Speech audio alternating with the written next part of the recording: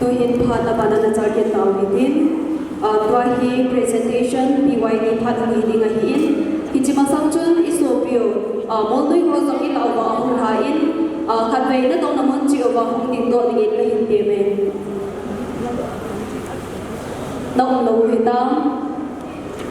na au lo da zong le ko puin tuhin presentation BYD ho phat ka hin pe ki pau min dunia presentation ama sapena ka in video ni ile pu kai pau hauki former chairman ADCCC pulahi ama he kinung leva de la ta sa cho phan hi tham khan di khia chat ding ai tiếng lệ ama hichi ka hin pi zo tiếng lệ ama in memento hi nga tabang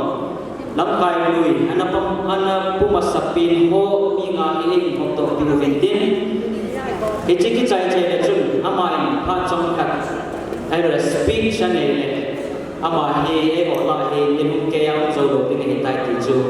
mi pi te ho ko ma pho na ka hin ye hi memento a kisi kitchen in Simi Baptist Youth Department Center Church Chasad KBC number 17 Mangmo Tilpi Pu Kai Pau Hoki Baptist Youth Department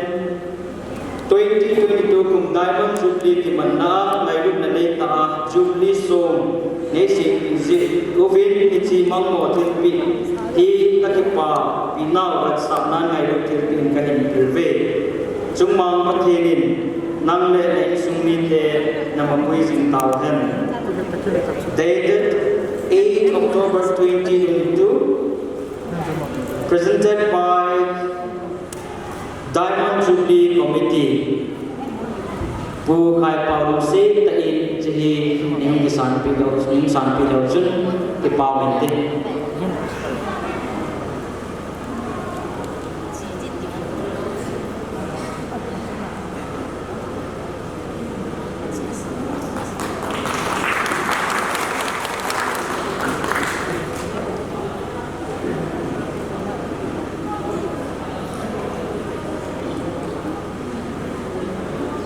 Atu chang chikan siman le da mo yung ki bangding na hitain hichi chairman inapu pi masan pilo ahin Baptist Youth Department Center Church Chasar KBC number 17 Mangmo Tilpi pu zam uthang hauki chairman 1962 patilang nama nga to mai ta na kun suta patna hin la le vegetarian ta kai na hin po na he jindati ni chimang mo thilpi hi kakipa pinaw na sanan ngayon thilpi ka hin pive chimang pathirin pathina po sing tahan hichi anak ini ka ti umale kung sit tan la pitivin timla ka ni pu zam uthang hauki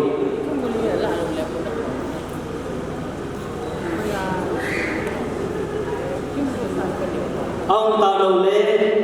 abana ani channa chairman to secretary zong hi ama in 1962 ai secretary ni po pi wa hin pu ti zang se ho ke 1963-64 ai chairman ni po pi wa hin ama hi him la pi ding ven kan ko be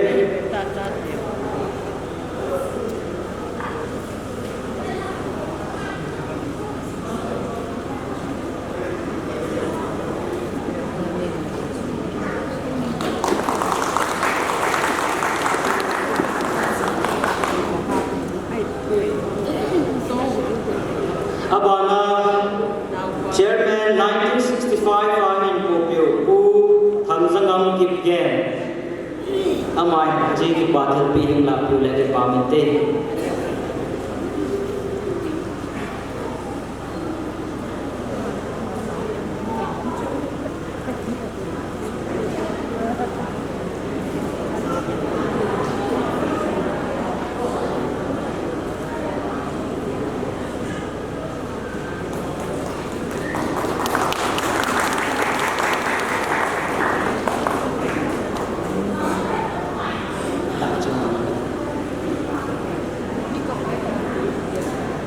abana hi Puzang Sei Okip, Chairman 1966, 1967, Zhang Si Tiazok ki anaki he mahi, Morvai do mako nam hong yung uvale, kung si ta chi na pagiging tingnan ni.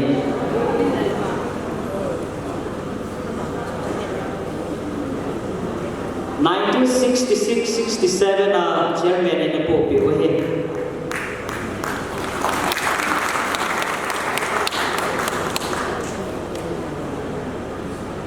Abana po ngamsong daw kang 1968-71 chairman na po piuhin.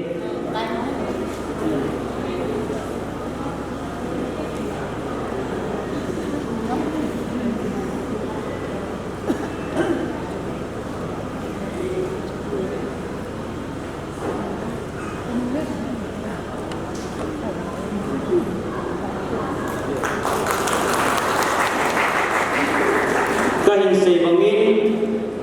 eno pu kai pau hi nilong kya zam thi lo ni sin program ma speech anan ki pi ju tu a hi la pai pai ni ta Patinin Diamond Jubilee Patinga Ekwayowa Sule Abul Lamole Rupa Patinin Jukile Tune Amagin Te Su Patin De Sa Atu Angimu Kipiting Ahiti Depa Patinin Itu ingimu dunia ibu sazingin adin thomakayin sapa sangjau he kai makom ne la tuhan katio le oi lang lagi tam kam kitte i jun sangjau se di tokan kop tha di ne ye he ka gela le ho khom lo le ho lo Dejun hunite inadole salanga jubli mangdinga tulecha pilepu olakkai hausaupa tune ilopi reguli chewin napon sake chukwa ke pana le ta thonge chukille hije iko Patinin Manglo Dima Kwejin KBC Lamkai Hole Khosunga Obu Lamkai Ho Napathon Jalvin Tuni ITA Betalodi Patin Huin Lopita Nanasa Dawa Akhana Kichen Tajon Huin Hai Huin Pakine Yono Dunia pasar ho, kami lamkai ho, convention ho, oh pathon jalin, ITA, sasar kulaya, je sungai ikibudu na unkhalu, kanglai tele, women ho, Diamond Jubilee manathe isoji binsong, itabang vision nile, sumle pai, hal ju, local la ho, sasar jem ho, bon sao chuma kote kunete dole kapachan dal ke pana ko ki nahi chukil le abala ka seyo me hausalang nahi je gamla ho chongsa seyo me tune iyo hi 1960 vela hoin phutto pe nan Kriste Pathian ho lo hi na chu tu na ke la de mi cha te 1910 na ahwa tuna cha pu pu pi salwa ilang na hen missionary kan au tho na la sa sa te Pathian ta ma ho tu di se no tu tu lai ka tu pi pe le mula na to ke wa pang tam ke ji in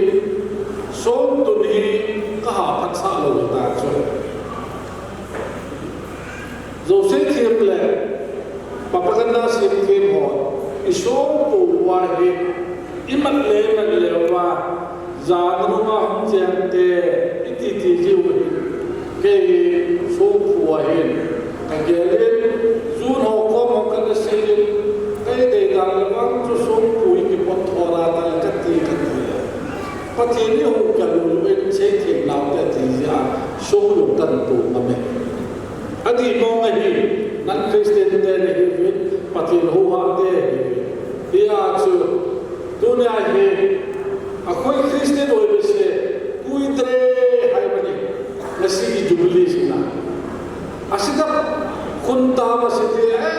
British mamang da British na thau pudri ngai da le thom ni ichen nau sing le khan bane imphal da manipur bahara ya chen da chasak ni thu hai bane library de cholo le ni adumak po kasi jubilee ki diamond jubilee hai ka sahi hum phukhan ko di khun no na ta ma phom la na wa khan khan ma yam le ni adu na te akoi ku ki macha si se isol pa living da ma ei pu phau se khoi lo na them pu ni isol suk ni ning da ba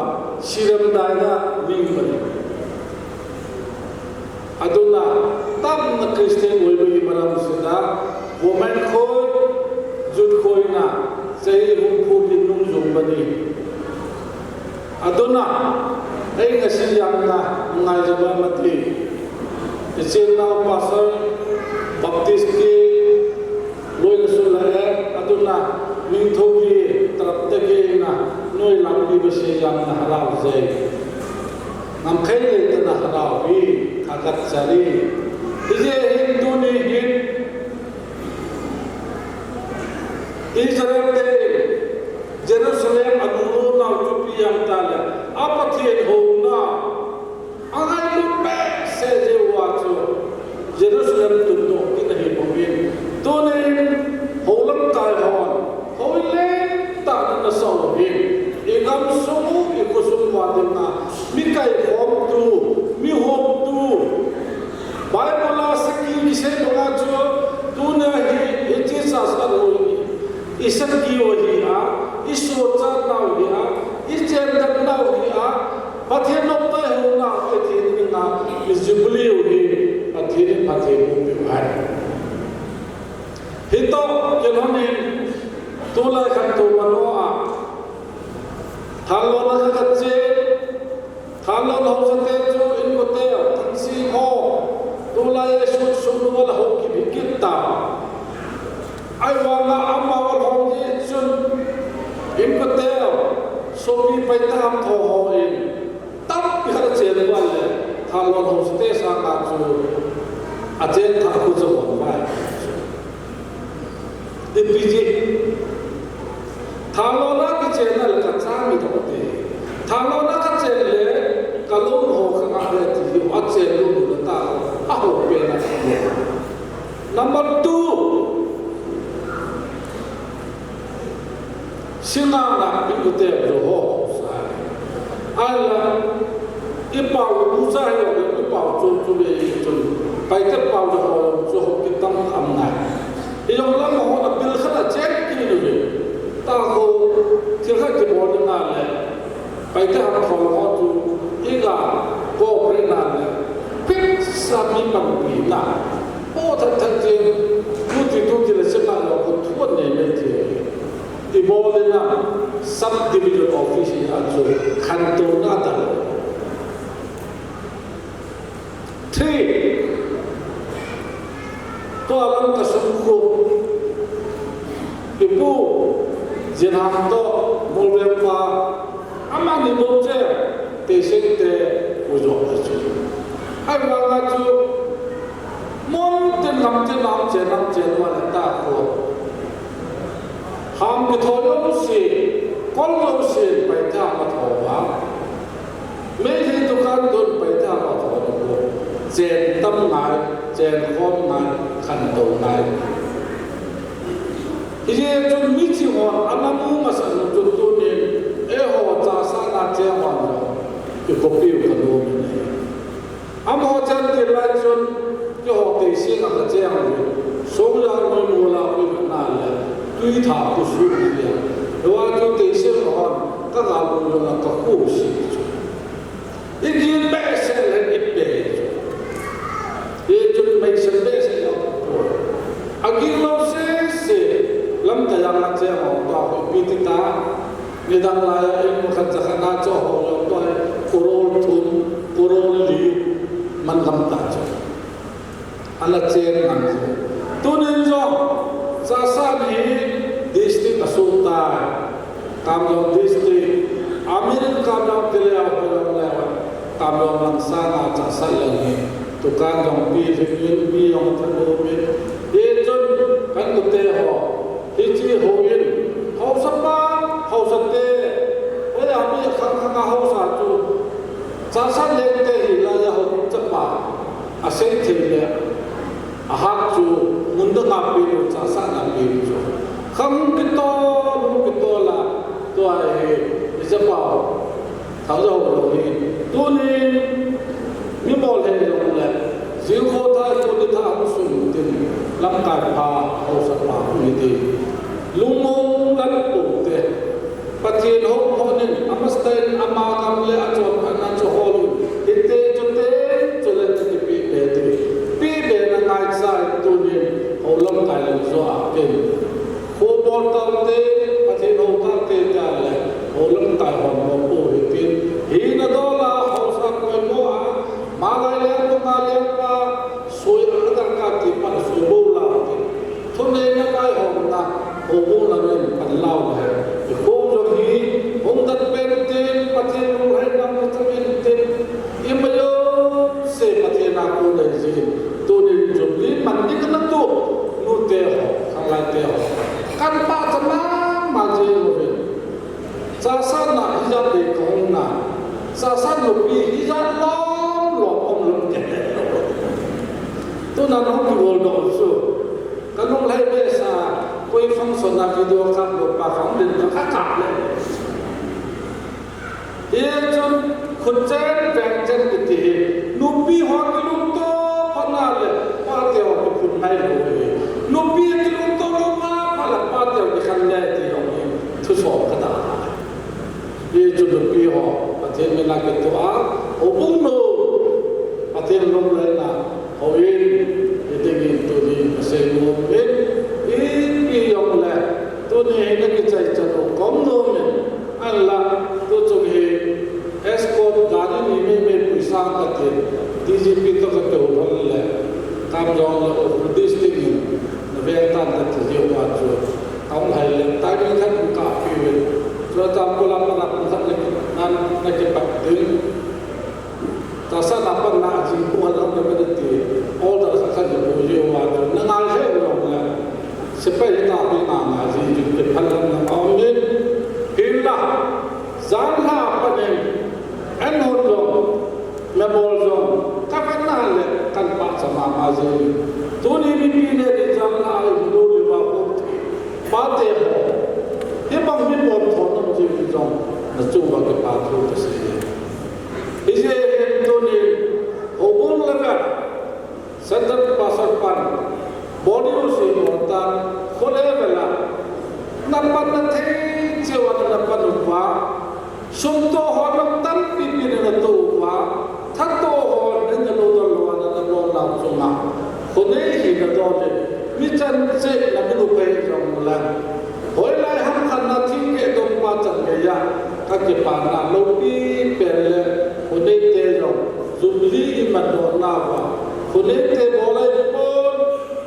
o lam kai ho le nu te pa te khang la te bo lai si ka ke pa mo mo ve ti he ka be la ka se no ka ke pa ye Aulin nalle ekipado sa inyo ngay tawid tuwing programa bante ang nasasawitin special number nga Mary Vibe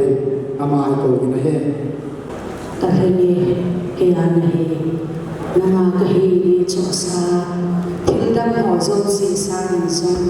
nang kanahi nagpapay Jesu ila pati ma-training sa amin.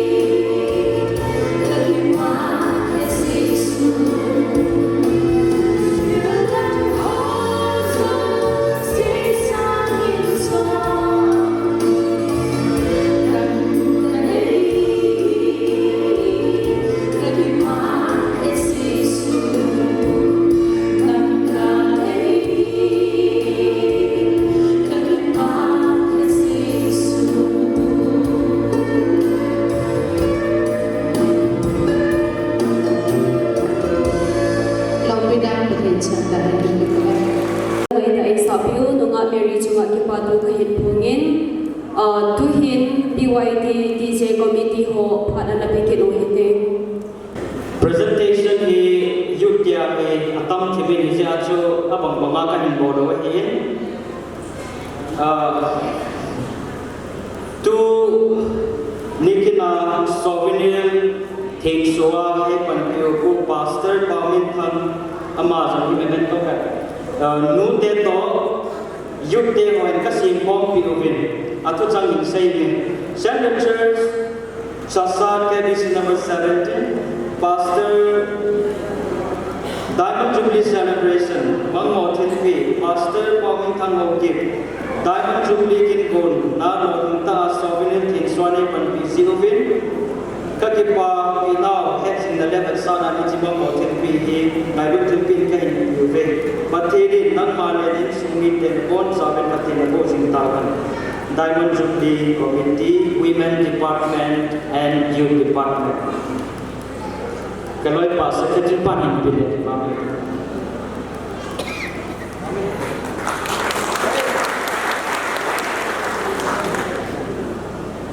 Abanahi Godhang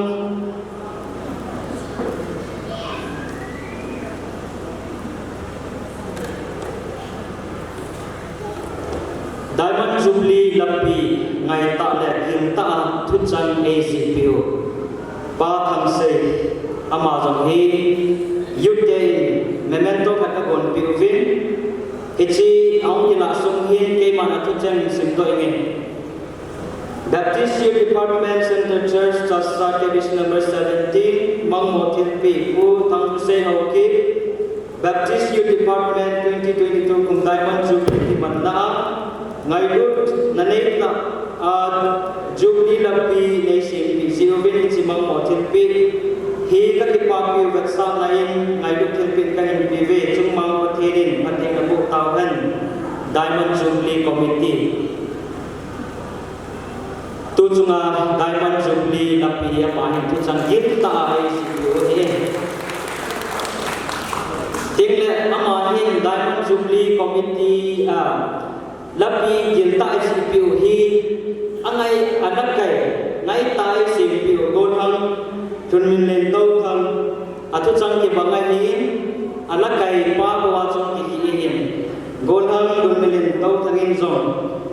Diamond Jubilee Lapi ngai ta alak kai sim zilvin committee memento kakapino moven chehilum sin time lapi devin ken devin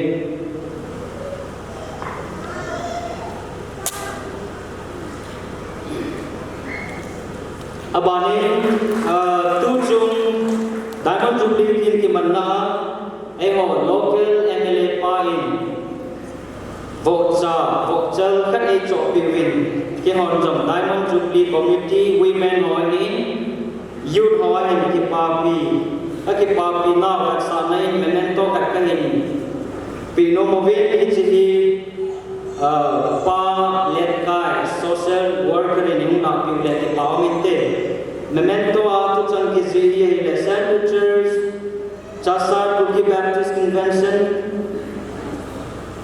Number 17, Women Department and Baptist Youth Department, Memento of Appreciation. Pulacio Casing, Honorable MLA 43, Punggyer Assembly Constituency. With our sincere elation, we convey our ecstasy for your generous donation for the success of the Diamond Jubilee celebration of Standard Church Chasa Women Department and Baptist Youth Department. May God continue to bless you. Presented by Diamond Jubilee Committee. Vokchal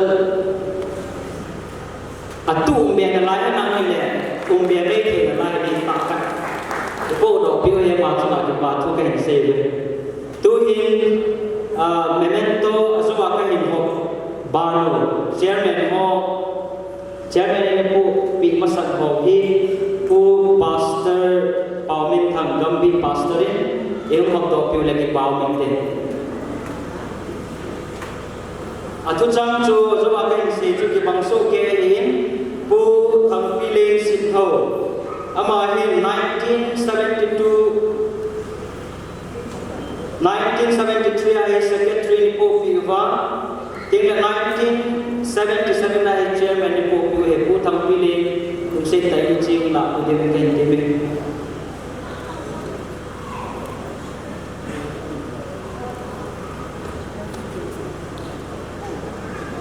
Puhon pao kang alaki kayo muli. Kung sita yung na po lagi paminte. Amahin 1974-75 ini po Piva chairman. Puson kang hawki chairman ni 1976, 78, 79. Tingle 1982 ini po Piva Pakan pi kung sita yung lapo lagi paminte. Puson kang yung lapo kayo yung malit yung lapo lagi paminte.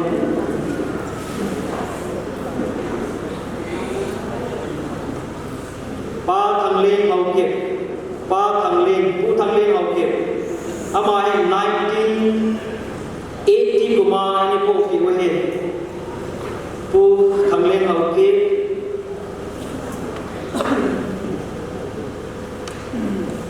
Pa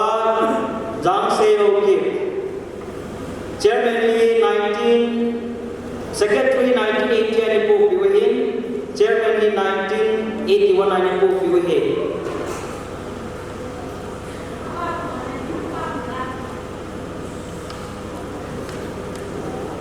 Ngam Hau Tau Khang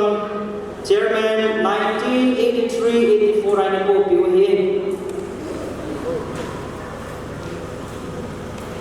Pu Di Thang Mang Hau Kip Chairman 1985 87, 94, 96 Pu Thang Mang Hau Kip Pu Di Thang Mang Hau Kip 19 Chairman ni 1988, 89, 91 ini po Piva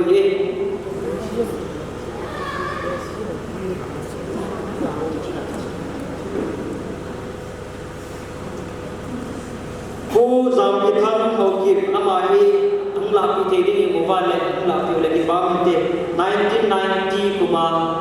chairman na po ito ang CCC alhamdulillah tam so chairman na po Pu Zam Kip Gen secretary chairman in 1992 na po secretary 1993 na po Pu Zam Kip Gen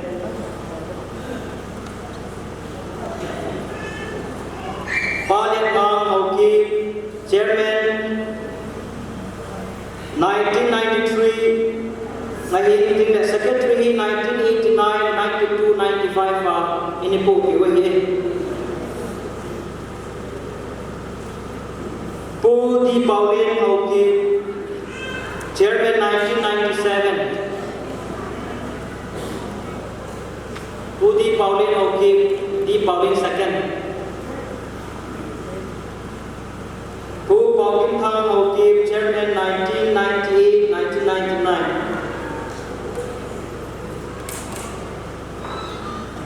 Pu Tham Gia Hau Kip Gen Chairman 2000, 2001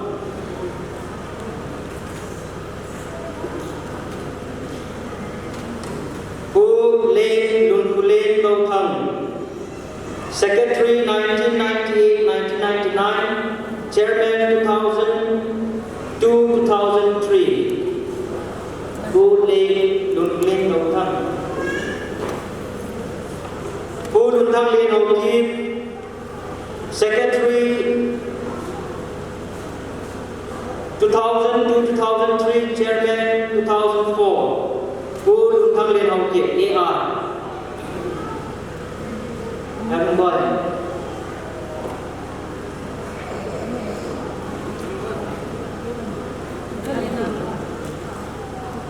Pu Di Thang Lê Hau Kip Chairman 2004, 2005, 2006 Pu Di Thang Lê Hau Kip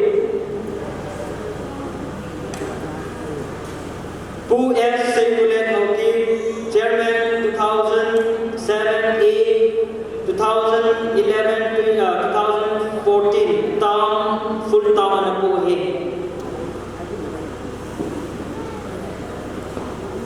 Pu Di Hen Muthang Hau Kip Chairman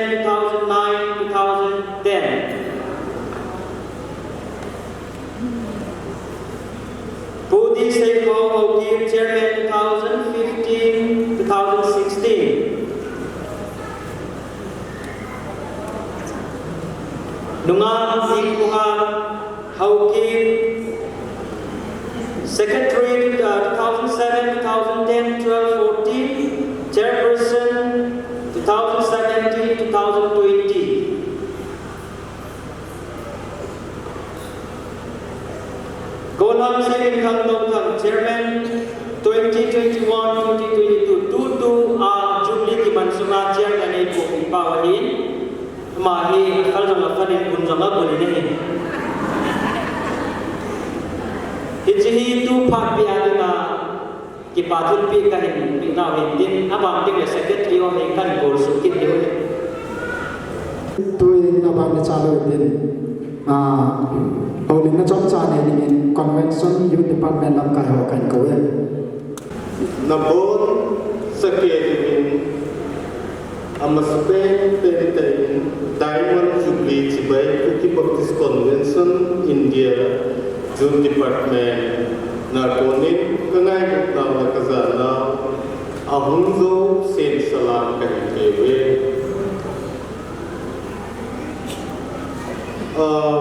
Amasan Tabang Patay Muso Patin Tangwada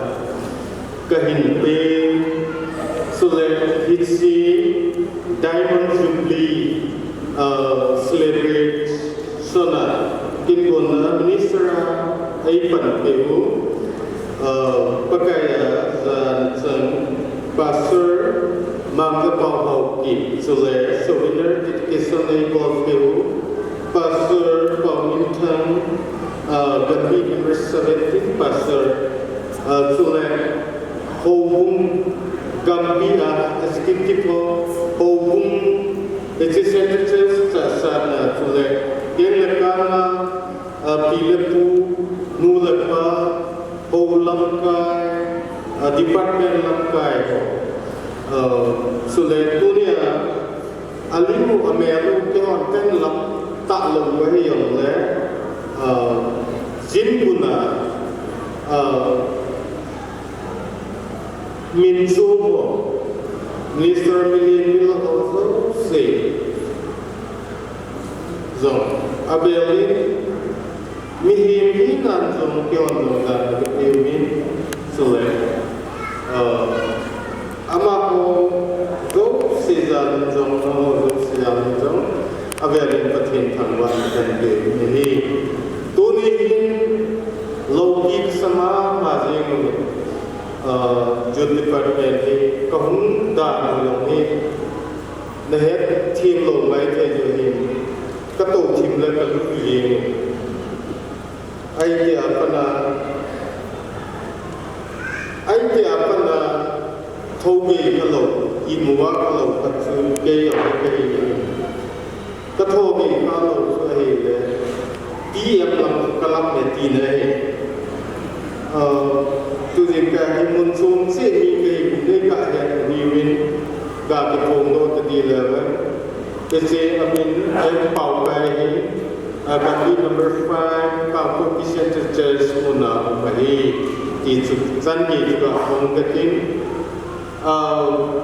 ngam ira ya the do ta wa rebrand thang su se naw ba pin ki la pasar sang hum de nei Gandhi number 16 na mahin sai Baptist tutuhin amahilang ora abusa e tiche islangani kolhan saimin thang haukin Gandhi number 1 sa Avenue Baptist Church member in kapan mo ama kurin sa saitin ini tutua he convention Youth Department na Youth Recorder in ngangam ni hele Youth Vice President ni empau kai hele committee member hi ke hele kamin thang thulum ahi kau na hi Gandhi number 4 senators elected Supermena church member ke hi ti ga kon do hi anla itsi ke ho pam lo na hi ngai na ke wi ki pa ki na ke wi kipa pinale ngai na po na gam tin ko ma kong hin kamu dia kena humpahi kecasa humpai itu hai juga asal kilometer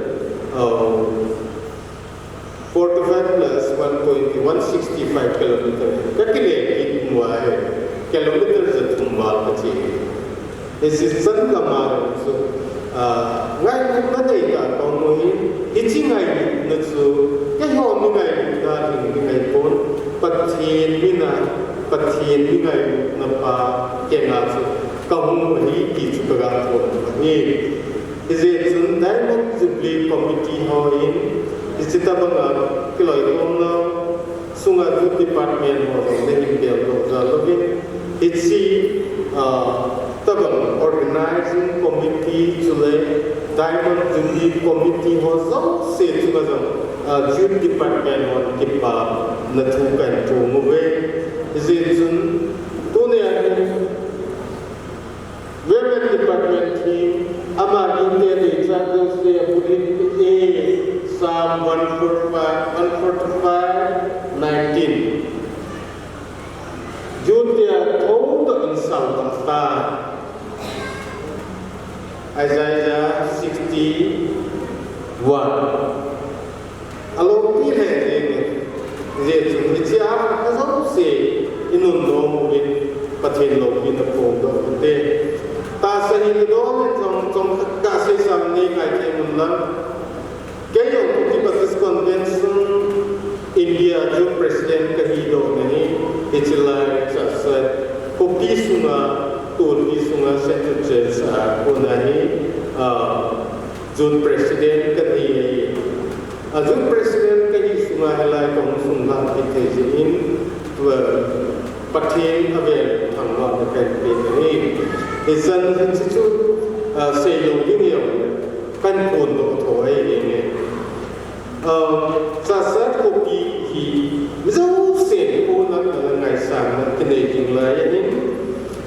vaccine na hai lo zo zo ngong le patien ni tu ni ko diamond jubilee ji ko pi sunga ke thei dinga ko pi sung hausa simam patsong sule input dina pathin dam na epewa ho pun center church pastor pa to kom ki buro tikeno vai sai no ya ho pun hindu poto senwa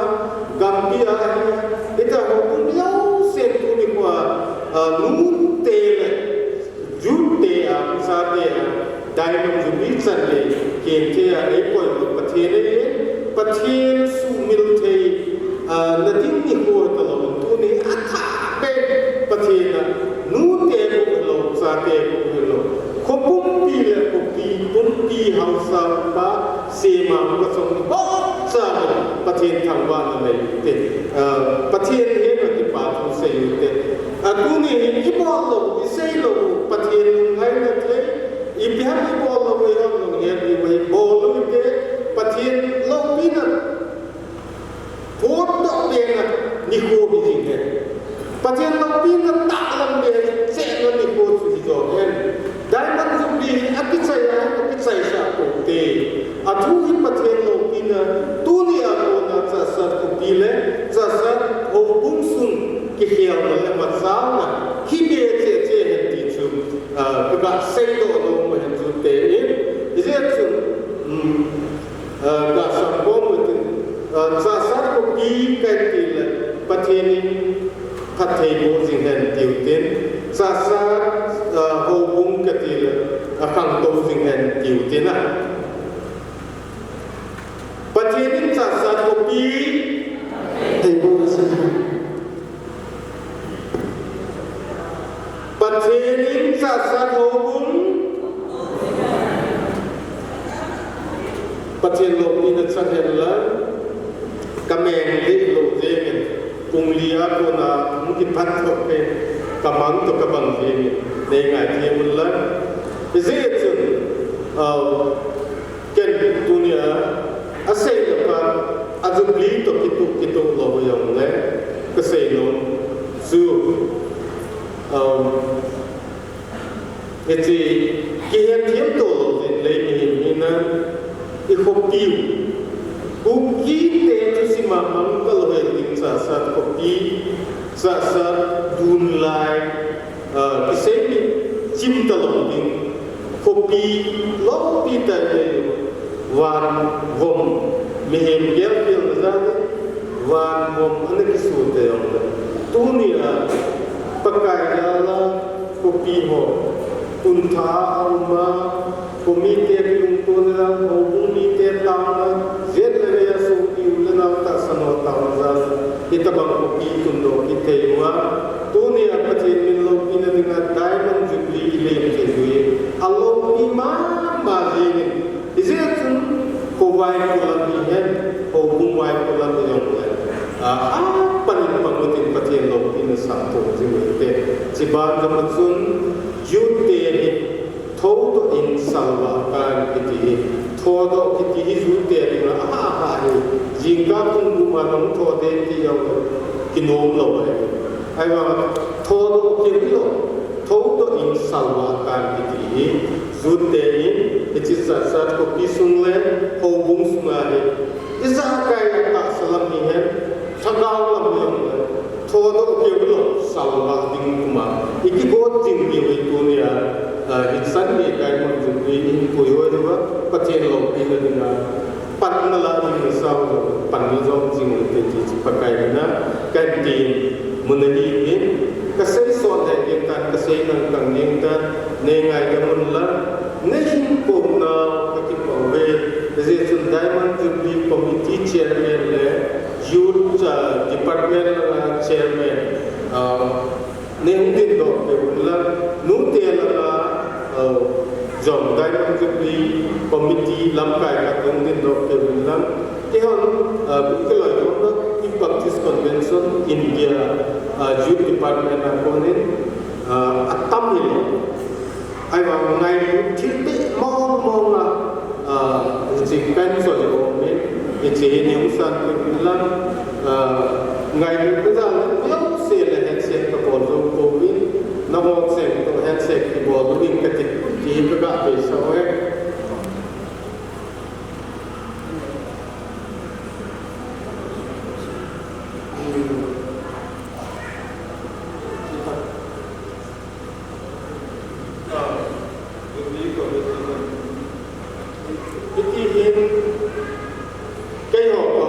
kami tua KBC kami nomor jalan membantu atsai negara. Taklah orang mereka ini kaya blok ni awak kan jual ini mereka musuh satu betul. Hey, Diamond Jubilee ilok now ipapi nazar ini. Kehadiran dia ni. Vice President Pak, yang saya telenga. Ini dia tu siapa mungkin tahu kan?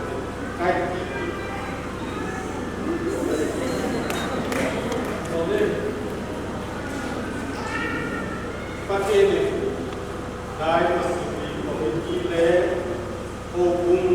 khusus pakai ni dah.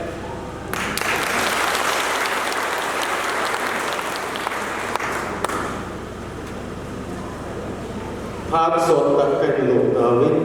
pakai dengan kampen tume. Convention Youth Department ho chunga ki pa thu kai phongin asal soal mit hina tu sadenan ipiti amaki hom che yen minum ni pa pamama ma jama hi thai le ulu che hitin lal le azam la han ilama me khum na ho kine nani pubin to hamamu te so kan se do hitin auze ngasi ekoi chasar youth department ga women department ye Diamond Jubilee saru ya riba ekoi pastor UBC bo matam lo na ba dais ta ko kutsuri. Good afternoon. Matam se na bicara kare ndo wai bisu matam jika kerana dia wai ai ni matam tu Insya Allah minat aman kapda ini ajar ke, mereka orang tu zaman yang orang deh, yang adun Kanbinashiko. At the very outset, I would like to congratulate Women Department and Baptist Youth Department of Center Church, Chashat, for the grand success of this program. Aduga, ako'y Jubilee haibise, siya ang hainare ina ako'y kitchenaw ki launch bazan na tada baby kari haibra to kyan tade to Jubilee ki maram yam ni ngan nage. Aduna Jubilee hai Bible de yang matamda, it's a time to forgive God. Amaga chana da ba shina da ba le to pokpi na ba matam ni bo. Nung shiba le da ba mapam na nung shiba apa matam ni Jubilee hai bise. Ay nangi laman toladi pokpi ba matam ni. Aduga ako'y unity le da ba matam da. Amaga chanan pari matam ni. Kramba mibo kramai sira koi lain ba ina mati ausala ba. Aduna Prabhu Jishuna akoi ko magi nungshi ba se pi khamani akoi amaga ma nungshi na mu chana mu haithina mu jealous kana mu nu kai marakta yengchina ba leibam yam do tugai da ai nungshi ba se na koi lawa ingna amaga ma nungshi na hingmina wa Prabhu Jishuna kamani. We share 60 years. Women Department, Amashom Baptist Youth Department celebrate Taushe, Jubilee she, Pumpha she, everything. Ako'y manunga ng she, showing ng she, she, aduay ingna amaga manushina, hingmina she, she, ina, tenna, she, tinimang may ambo she, message she, haini. Ako'y number 6 key, 24, 26 to the party, shumayna hai. The Lord bless you and keep you. The Lord make His face upon. The Lord make His face shine upon you and be gracious unto you and me. Ishorna nukoibu or be Vishnu. Ishorna nukoibu ngak Vishnu. Ishorna magi mai nukoibu ngak Vishnu. Amasuk Ishorna nungshidu nukoibu patak lay Vishnu. I am saying hi. Thank you very much. Matam thabak chelaba mayam thadok dina ai koi ke halaw bani sida lingsi pirak bagi dema Jubilee committee on behalf of the halaw babak tokjeri Tuhin Panaman and Target Tauhitin, Tuhin Jubilee and Theme and Presentation Baptist Youth Department Amahom Hinpi. Oh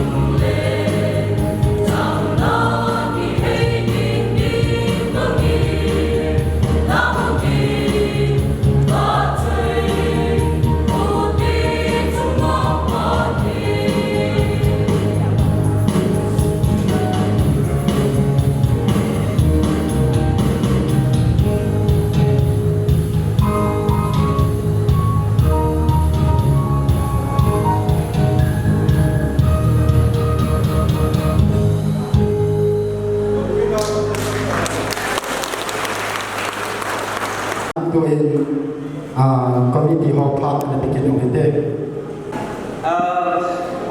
Dunia này lúc này ta Diamond Jubilee in Manna Hung Zao Zau Se Quay Mặt Ra Bunet Đầu Vai Của Nông Lê Đầu Bê Điều Hệ Thị Chua Về Là Tìm Na Cảnh Hệ Hệ Mẹ Dòng Amin Năm Mong Mong Tai Đầu Sót Yêu Hạ Tình Hành Tai Cái Nó Ta Cảnh Bị Điều Hệ Tua Cảnh Bị Điều Hệ Secretary Hall Ama Sapena En Bộ Biểu Chua Puti Giang Se Cho Vào Cho Chia Nghẹn Tốt Cái Bị Thá Hiện Tại Thì Bông Có Mày Tân Apa na Ibu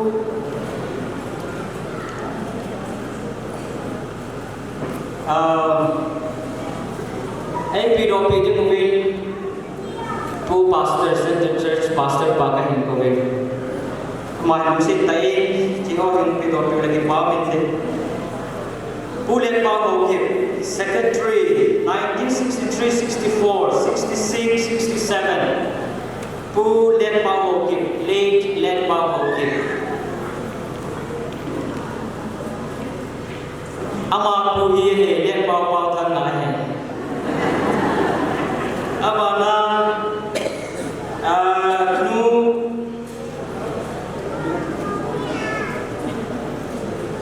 Nebzadam Hokip Secretary 1965 Nu Nebzadam Hokip Kemarin 1965 Kemarin Hokip Abana Ibu S. Ot Hussein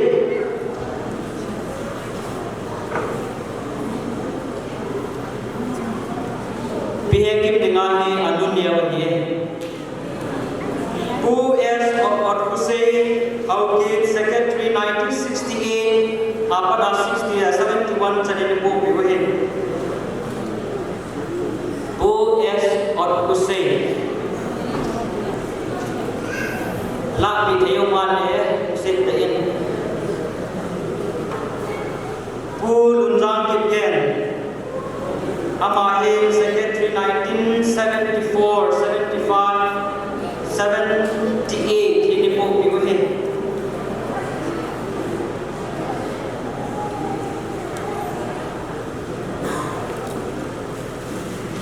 Pul Unmang Hokip Pul Unmang Hokip Secretary 1976 Kumar Ini po Biwahin Pul Unmang Hokip Kanu Haimun Nak Theo Kechi Pulin Unmang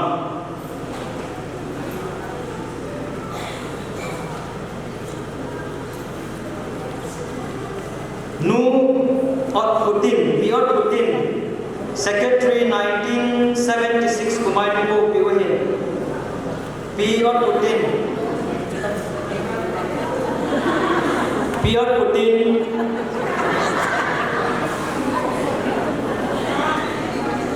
Piot Putin Hokip Wala Pitayong Lawle Pu Semle Hokip Secretary 1979 Nai Po Piwahin Pu Semle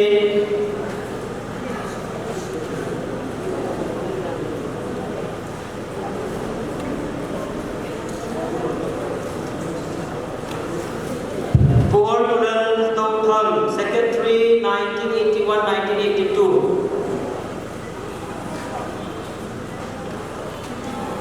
Pulam Lek Hokip Secretary 1983-84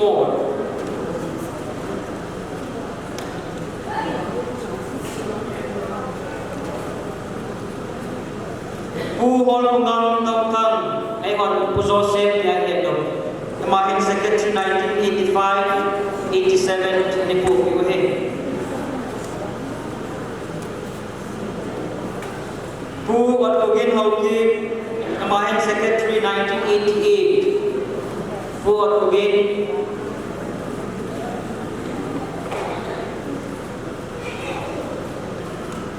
Banahi Pu Paugin Pu Di Paugin Hokip Secretary 1994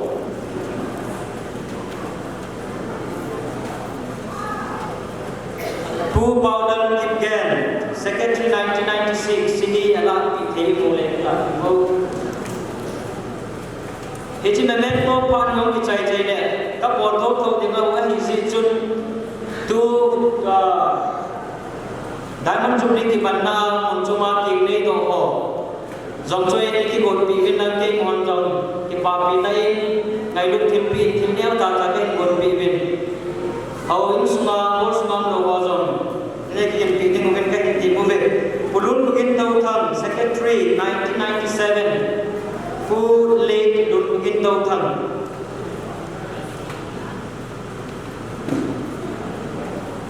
Nu Niam Jahat Sithau Secretary 2000 Nu Niam Jahat Sithau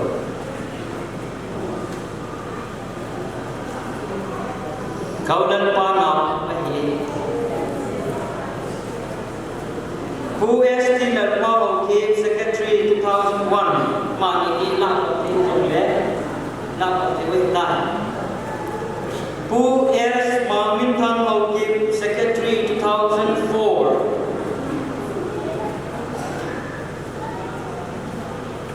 Golham Le Zhang Lan Hawkip, Secretary 2005. Golham L. Zhang Le Zhang Lan Hawkip. Nak theo lẽ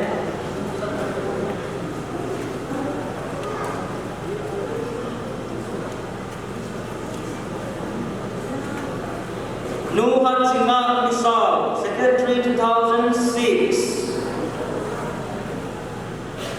Pa Seliman Kipgen, Secretary 2011.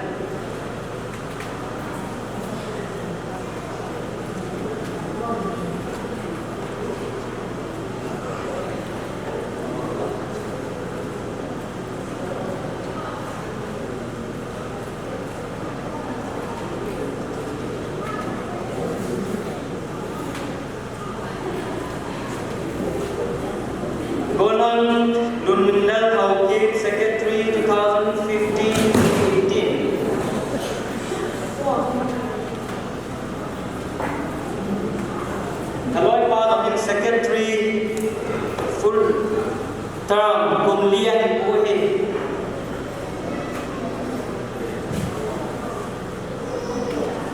Golang S. Let Hawkip, Secretary 2019-2022. Mazangin Kumli full term Mifal Tahin Kakak social media Kitchan Kogi Kitia Mani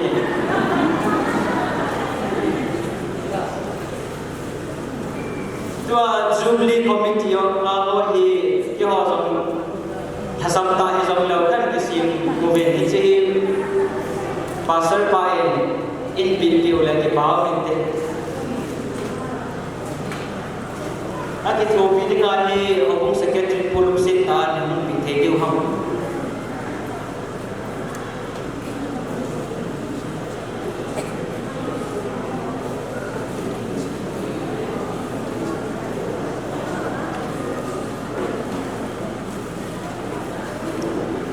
Insimptom kete. Optis Department Secretary Society is number 17.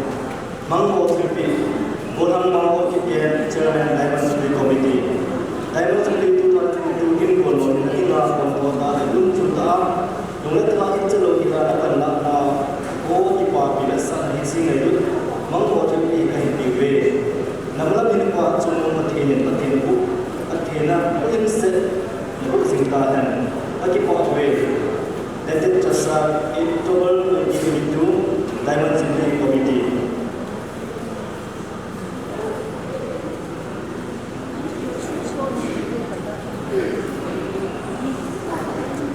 Office of Department, Secretary Chasa, Committee number 17, Mango Tripi, Golhan General Hockey, Secretary Diamond City Committee. Diamond City 2022 Goal.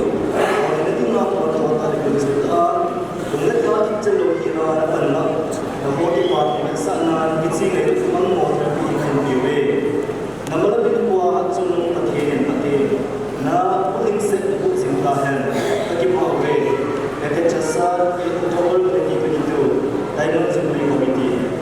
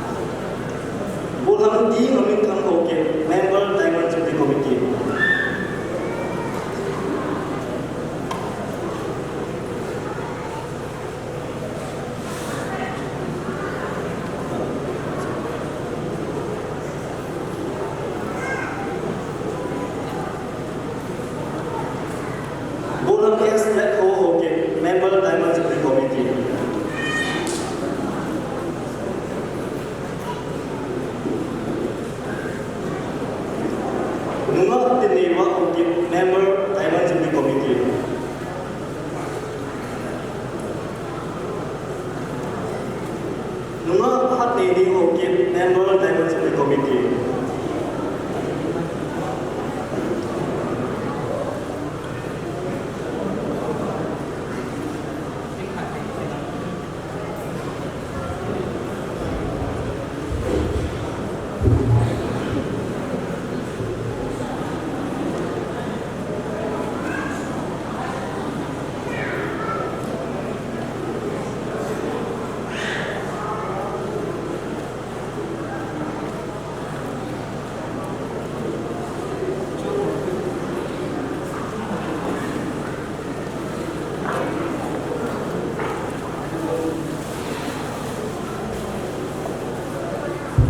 Azuwa ka se bangin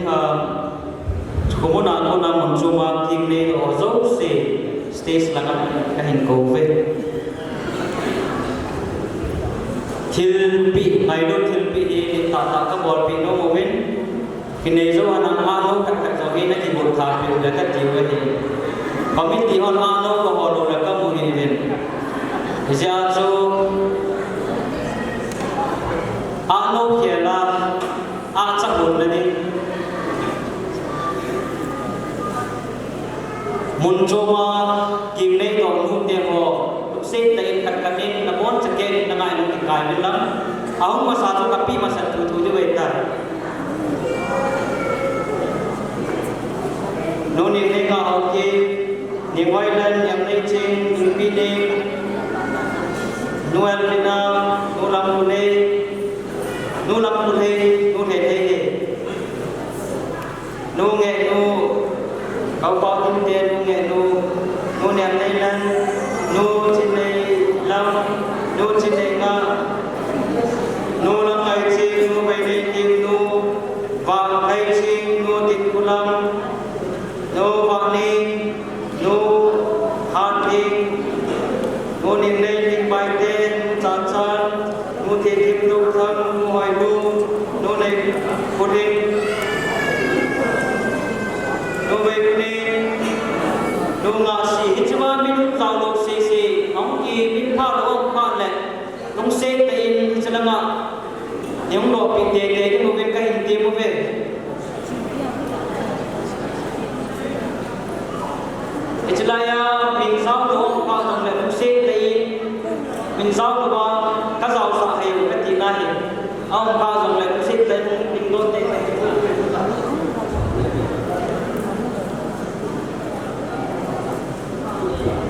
tua mình cái hình xìm đỏ năng ăn sao rồi cái hết khi luôn cái hay ông dòng lại cũng xích tên ông đừng đốt tên mình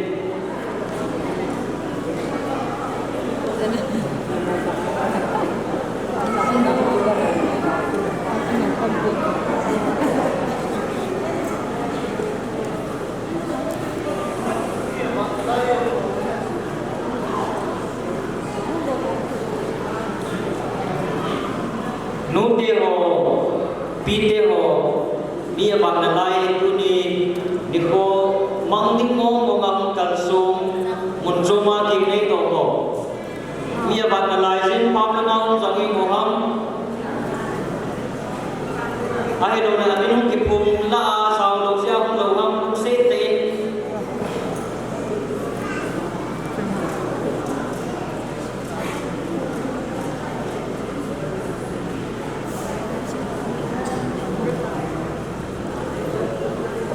nu về một xin hot lên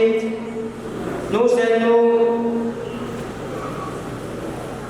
nu ting dân đi học kiếp làm con nu ting kuning vai tay lakan nu sen nu kaputang đăng ly nu ting kuning vai tay lakan nu ne kuning kipian mau con nu ting sa vai học kiếp làm cha nu va dân đi tung thang làm con nu hal dân đi học kiếp CCP nu ning nei ning vai tay kiếp release nu ting nei lam Mary Devi Patsoy nu ning nei ning ting boy học kiếp thinh giang nu về dân ting trung đêm em sông gil nu vào ni học kiếp còn un nu về đây trong học kiếp học con nu nei kuning nei nu học kiếp một vai lu nu xin học kiếp sai kun nu lam kulai Kevin Farr, nu kim nei chong hau ki singar nu ning nei dep ngam ni nu lam kuhan ung yo ung pa nu ngai kuning bai te kitan nu hoi nu hau ki pai ni parma nu ve kuning hau ki Chasar Avenue nu sai ning Jimmy Ukul nu hoi jadam hau ki ngadoi CCP nu ngai lam hau ki Songpi CCP nu paljakim hau ki ngadoi CCP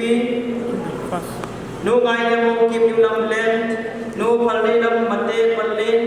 nu pal kuling hau ki Safarmena Pastor Hem Pausi nu he nu lai nei chong kong sai itan nu paljani hau ki Kingsang Southern Hills nu nei ve nei chong to thang KPI pa thang pinau nu nim lam hau ki Delhi nu kim king hau ki CCP nu han nei chong hau ki bin far hau ki ven nu niam ngai chong hau ki bin far nu han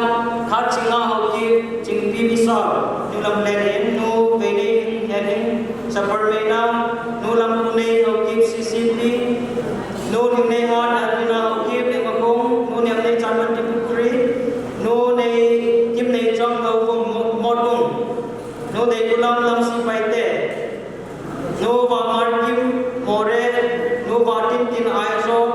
nu nim boy kaute CCP nu chin nei na hena hau ki nu chin nei lam bepen nu nim nei na Anita nu tinyau kiken pasien lan chen mohe nu pon nem hau ki nu bene ching vane ching simre kangpa nu lim kulam Charjang Southern Hills nu han kim AM Baite CCP nu nem ne lam helam hau ki lancha nu ning cha hau ki si zonglang nu ne kim kongsai si zonglang nu wai ne kim hau ki sahei more nu ning ne kim to tham vazi nu về đây lâm vi lâm học kịp thì đi nô nên chan cha cha học kịp IC nô han leo vai đi cycle nô han ngày kịp không sai kimi một con hẻm nô trên này chinh không sai CCP nô lâm này va không sai CCP nô đây này kim học kịp CCP nô đây chinh học kịp provider nô này thêm kịp ken ngồi bài CCP nô tình này hoặc tình này હોય માર્કેટ તો થમ CCP નો ની ને વા તો થમ આઈકા નો ની પીને વાઈ પે ને મકોમ નો ની વાઈ ને કુતે કિન પ્લેસ નો ની ને ને હો કે માઈસી નો હાન ને વા વા હોય હો કે બોલ વાઈ લો નો ને mai ching hો ke bin fa am ho zo se hi lekha kapi so ke yo a hi na ki pi hai ka chong chuan no min ding jong le ini hen tim ni mo ve ka hin ti mo ve dunia ang kalsong min kai mo so hi chan hi amo hi ang kalsong hi ta mai ke mo pa chu hi chan chu na ki chai mo mong ta program te ho ban chao ta tin ki kan lam ong ya tan lum lu ta ya to we tin tu in ki pa thu sei na no ko ne lam ki DJ committee chairperson aman pagin kilontin ama ki chai chai le nunga Mary vai pe ni ki kin bi divin kai te me tan jong de phat che de na ki ta nunga ma ma ne azo anu te ho so pen ko ki he ka bo ne lim ka pa no nunga bai ke yo ka nunga bai ko ni ni so le nu te ho hi mi pi te ho cha te ho pa te ho ni khan ki bi mi hạt cái gì là cắt tỏ nó lâm các bộ nó lâm làm bài kim mô na các điểm gì là để cho các sĩ nó mình đến cái báo mình và thế mình cái tàu nào hay sáng thì mình cái program tiêu họ cuối người ta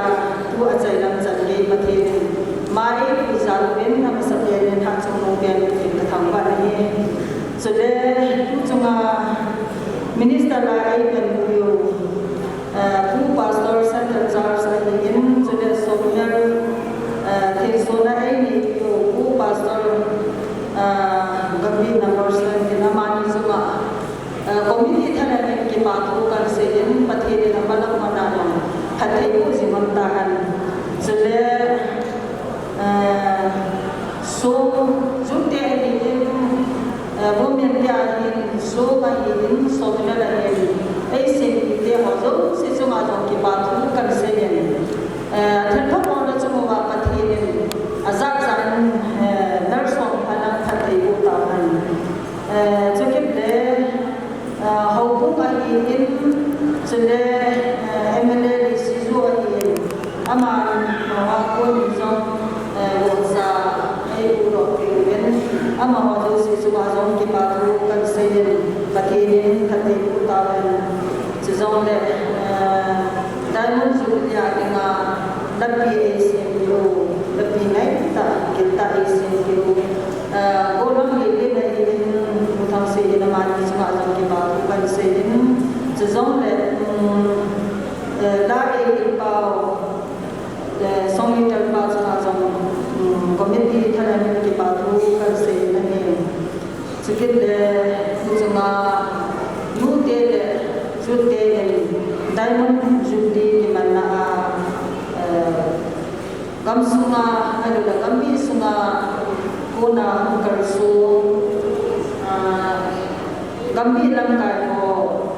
men lagi halang su lagi halang seorang IKSC halang KSO langkai halang seorang langkai seorang kersu mojo sejumlah komiti thana ni ke batu kan se nabon chau chuma ke batu kan se ni sede hukum aku thana na langkan kan so ho na nu le pa pi le pu sa le nam te zon le na ho se chuma zon ke batu kan se ni pati ni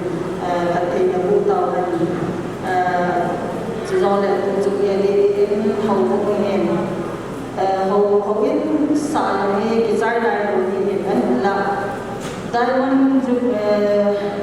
jubilee mute jut ke mana dengan ngai lu nai ni hầu biết giống như cái giai đoạn đầu thì hiện là cái còn đây những cái thằng bị tụt đến chicken là anh một là đi ăn một cái chân này hiện cùng là đây là hiện chỉ là tuy là hiện giá cái của cái này của đội zon le zubi thapu na zon dekhat ho bum pe ki pon ni zin dekan ko no na ho bumi pi te ho zo se zunga komiti thana ki baat ko kar se ni juki le zunga zubi thapu na nu te zutte important ta khat pa thapu na kana san min ama ho zo se zunga zon komiti thana ki baat ko kar se ni so le zubi so to ta ding na zubi so to ta ding ai se yo ku kapil zunga zon komiti thana ki baat ko kar se ni so le makulanga sirkaya kalso pati ai in bolo ani ma zo se zunga zon komiti thana ki baat ko kar se ni Jadi bila mula pada mula pada lupa mula pada ada kusung kita joina payah sih joina bukan pasal payah lain bola ama orang tu ama cuma orang kita bukan sih sudah bila mula pada so mute pada dia orang sih cuma orang komiti thana ke baat ko kar se pati bin mai na ma pati na pu sintahan jong le tu chuma bule me ei mun dio nu te ho zo se chuma jong ke baat ko kar se yin so le an me ei mun dio pa te ho zo se chuma jong ke baat ko kar se yin pati bin me chang se pati na pu ta han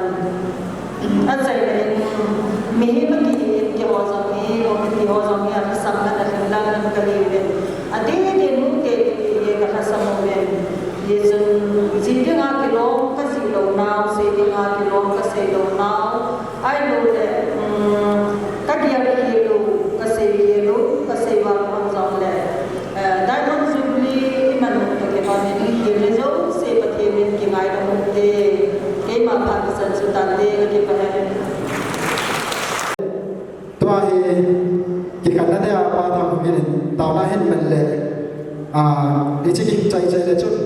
จุดเลี้ยงกูโซ่ของในองค์ที่ก็เห็นดิฉันว่าอันเนี่ยที่ด่านช่วยเลยคุณป้ามาห้องหอเฮอันนี้ต้องสร้างมาสักเดียวอ่ะมองกิจใจเลยคนเองเนี่ยเนี่ยอยู่เห็นที่จุดการเห็นสาเหตุตัวเองป้าทำเป็นกิจการนั้นตอนนั้นมันเป็นอภัตเดียวกันจนตัวเล็กป้ามิเตอร์ตอนนั้นมันดีHeba nalung se nalung ita ne chanwa kagam sung la ko pi ho yang chom na le muna ne ko pi wa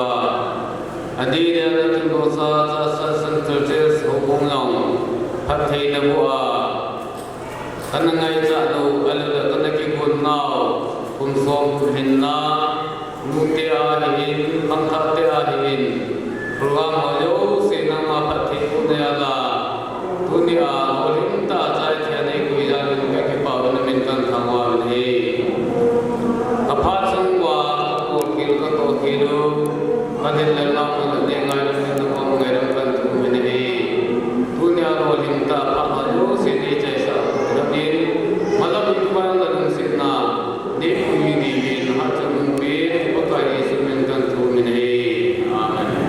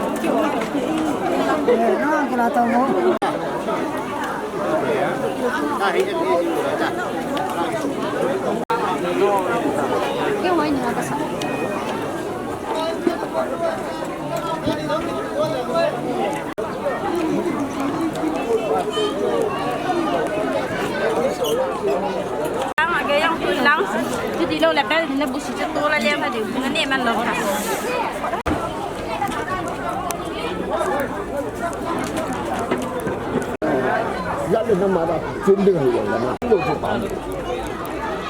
ya tu.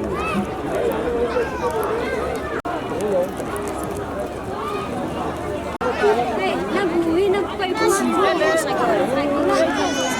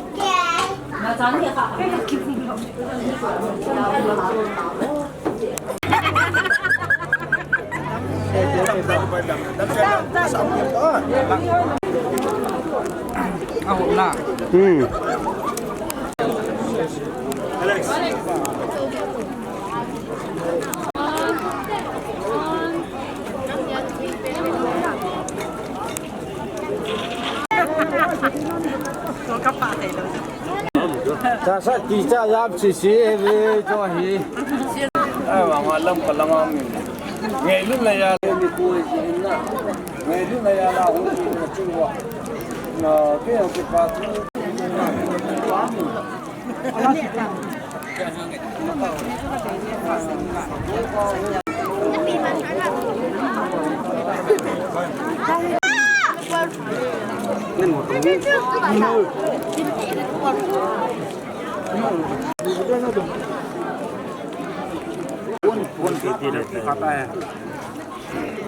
तो फसना काफी ऊपर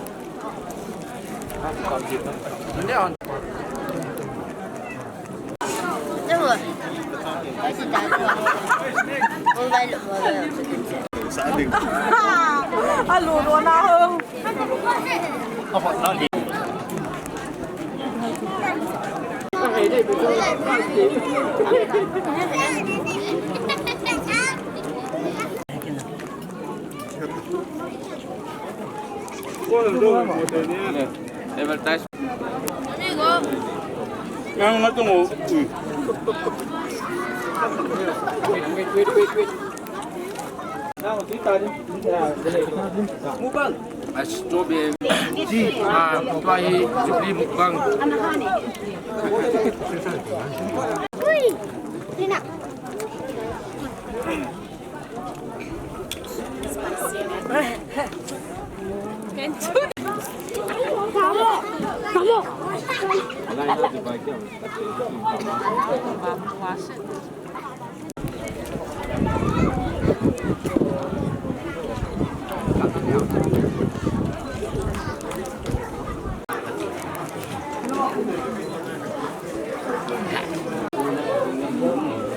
Video ada bagus. Video ada. Bagus mi. Cui cui. Yo ni lo ko lo. Tum tum ka ya di bao ni. Tum cui lo le. Jadi tu tu lah nak itu.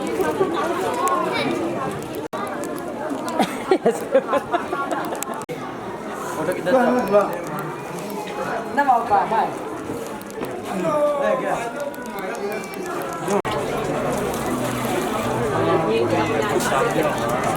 Hãy subscribe